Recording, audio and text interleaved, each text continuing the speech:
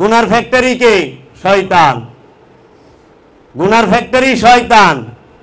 তো গুনার ফ্যাক্টরি যদি পুরাই দেই, গুনার ফ্যাক্টরি যদি জ্বালাই দেই, তাইলে এখন মানুষ গুনাহ থেকে মাফ চায়, কিন্তু শয়তান রে নফস থেকে তাড়াইবার চায় না, শয়তানকে মুসলমান করতে চায় না।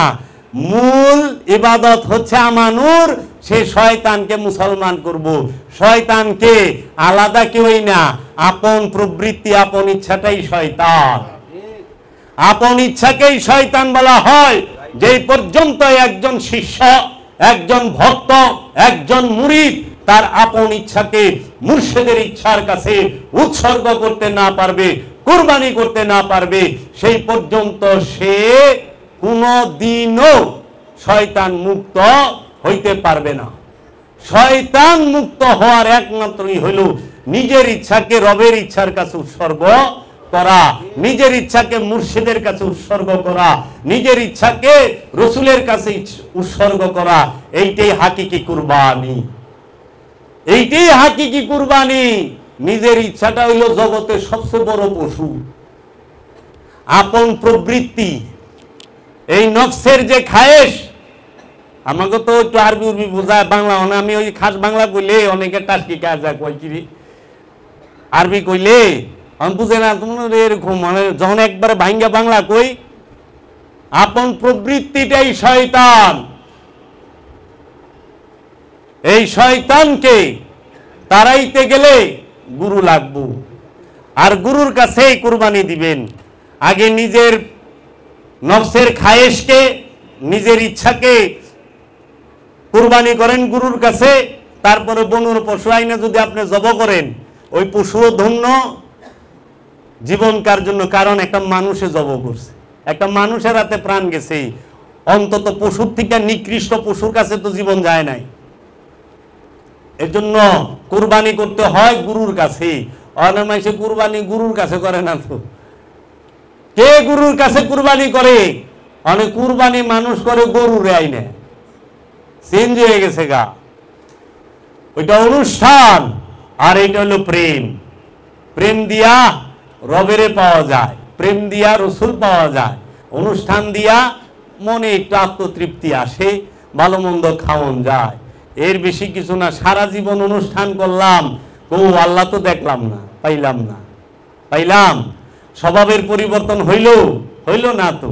কিন্তু গুরুর কাছে যাওয়ার পরে, গুরুর অনুসরণ করার পরে স্বভাবের পরিবর্তনটা ঠিকই হয়ে গেছে।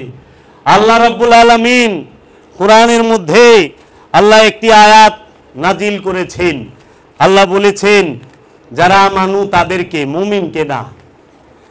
ইয়া আইয়ুহাল্লাযীনা আমানু আরকাউ ওয়া আসজুদু ওয়া আবুদু রাব্বাকুম ওয়া আফআলু খাইরাল লাআল্লাকুম তুফলিহুন।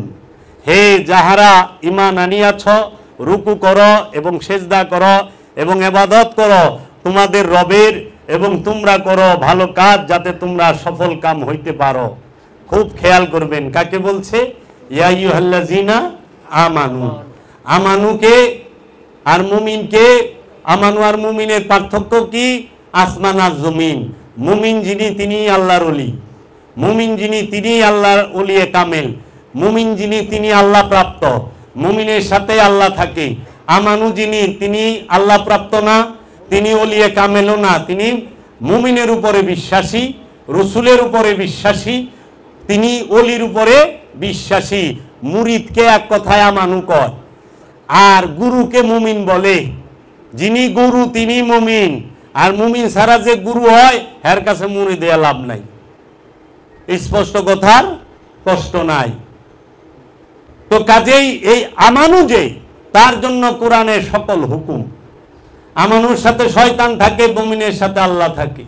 আমানুর সাথে শয়তান থাকে দুর্বল রূপে, শক্তিশালী রূপে না, দুর্বল।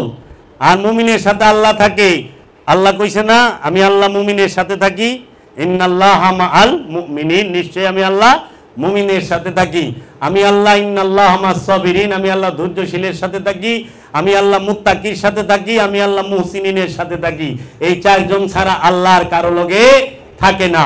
আমানুল্লাহ আল্লাহ থাকে না, হাফেজের লগে আল্লাহ থাকে না, মাওলানার লগে আল্লাহ থাকে না, মুফতির লগে আল্লাহ থাকে না, মুহাদ্দিসের লগে আল্লাহ থাকে না, মুফাসসিরের লগে আল্লাহ থাকে না। এই রকম ভাবে কোন নেতা লগে আল্লাহ থাকে না, কোন বিদ্বানের লগে আল্লাহ থাকে না, কোন ধনীর লগে আল্লাহ থাকে না। এবং অনেক সম্পদের মালিক তুমি সফল কাম আল্লাহ কয় নাই, আল্লাহ কইছে কাদাফলাহা মান তাযাক্কা, ওই ব্যক্তি সফল যে নিজেকে পবিত্র করতে পেরেছে। কাদাফলাহাল মুমিনুন, ওই ব্যক্তি সফল যে মুমিন হতে পেরেছে। একমাত্র মুমিন সফল, আর একমাত্র নফসকে যে পবিত্র করতে পেরেছে সে সফল।